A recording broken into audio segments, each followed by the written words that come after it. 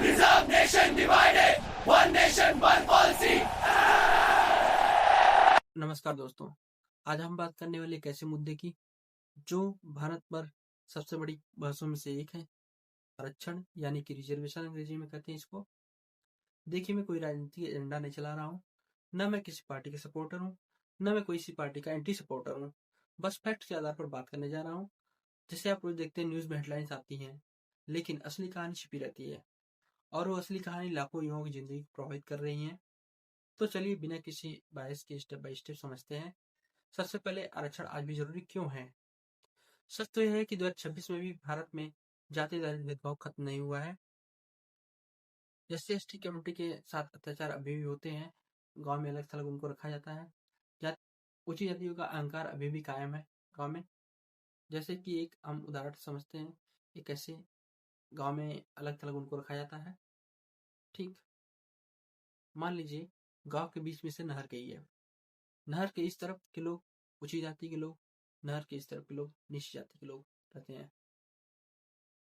और अक्सर देखा जाता है, जब निची जाति के लोग को काम करना रहता है तो उनके घर जाते हैं तो उनके साथ दुर्व्यवहार किया जाता है। जैसे कि उनको गाली गलौज देना या उनको मारना पीटना। अगर वो कुछ थोड़ा से भी अन्न बन कर दें या तो कोई थोड़ा सा काम उनका बिगड़ गया तब भी ऐसा होता है। गाँव में अक्सर देखा जाता है ये चीजें। अनुसूचित जनजाति इलाकों में भी विकास की रोशनी कम पहुंची है। ओबीसी में बहुत सी जातियां अभी बहुत पीछे हैं, जैसे कि लोहार, निषाद या कुर्मी और बहुत सारी जातियां हैं। ये कोई चैरिटी नहीं है, ये संविधान का हिस्सा है। अनुच्छेद 15 और अनुच्छेद 16 के तहत सामाजिक न्याय के लिए आरक्षण दिया गया है और ये जरूरी है। केंद्र सरकार में कुल आरक्षण अभी भी लगभग 59.5% है। अनुसूचित जनजाति के लिए 7.5% है, अनुसूचित जाति के लिए 15% है और अन्य पिछड़ा वर्ग के लिए 27% है और आर्थिक कमजोर वर्ग के लिए 10%। राज्यों में तो और ज्यादा।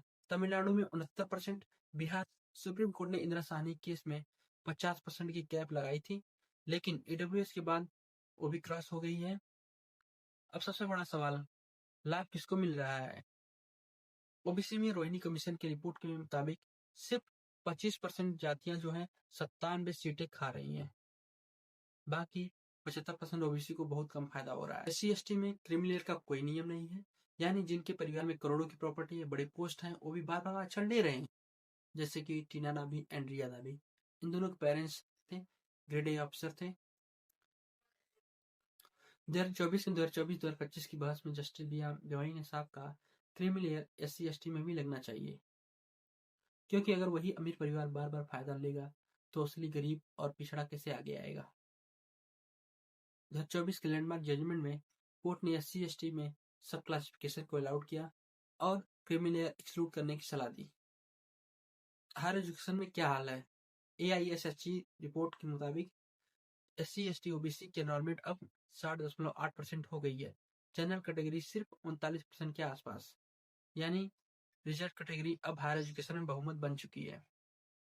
लेकिन टॉप लेवल पर आईएएस आईपीएस जज सीओ जनरल का दबदबा अभी भी है। आरक्षित रिजर्व कैटेगरी का प्रतिशत बहुत कम रहता है। और अब सबसे बड़ा अपडेट, जाति जनगणना 2027 के 2027 का सेंसस अब डिजिटल होगा। पहला फेज घरों का सूचीकरण अप्रैल से सितंबर 2026 तक। दूसरा फेज जनसंख्या जनगणना फरवरी 2027 में। इसमें पहली बार 1931 के बाद जाति जनगणना होगी। इस डाटा से रिजर्वेशन के प्रतिशत में बदलाव देखे जा सकते हैं। कुछ राज्य में 50% प्लस की मांग चल रही है। ओबीसी लिस्ट में कुछ जातियां बाहर हो सकती हैं या कुछ ऐड हो सकती हैं, या लेकिन सवाल ये है, क्या ये डाटा सच्चाई लाएगा या और ज्यादा राजनीति और जातिवाद बढ़ाएगा? दोस्तों, मेरी राय साफ है, आरक्षण खत्म नहीं होना चाहिए, लेकिन इसे बेहतर बनाना जरूरी है। एससी एसटी में भी क्रीमी लेयर लगे, सब क्लासिफिकेशन हो, सबसे ज्यादा पिछड़े को ज्यादा फायदा हो। आर्थिक आधार को भी शामिल करें, क्योंकि गरीबी अब जाति से बड़ी समस्या बन गई है। समय समय पर रिव्यू हो ताकि अस्थायी प्रिविलेज न बन जाए। अगर हम सच में सामाजिक न्याय चाहते हैं तो मेरिट और जस्टिस का बैलेंस बनाना पड़ेगा, नहीं तो ये सिस्टम सिर्फ वोट बैंक का हथियार बनकर रह जाएगा। आप क्या सोचते हैं, कमेंट में बताइए। क्रीमी लेयर SC ST में लगना चाहिए या नहीं? जाति जनगणना से फायदा होगा या नुकसान? अगर आपको फैक्ट बेस्ड विश्लेषण अच्छा लगा तो लाइक करिए, शेयर करिए और सब्सक्राइब कर लीजिए, ताकि रियल और डीप टॉपिक्स पर बात होती रहे। मिलते हैं अगले वीडियो में। जय हिंद।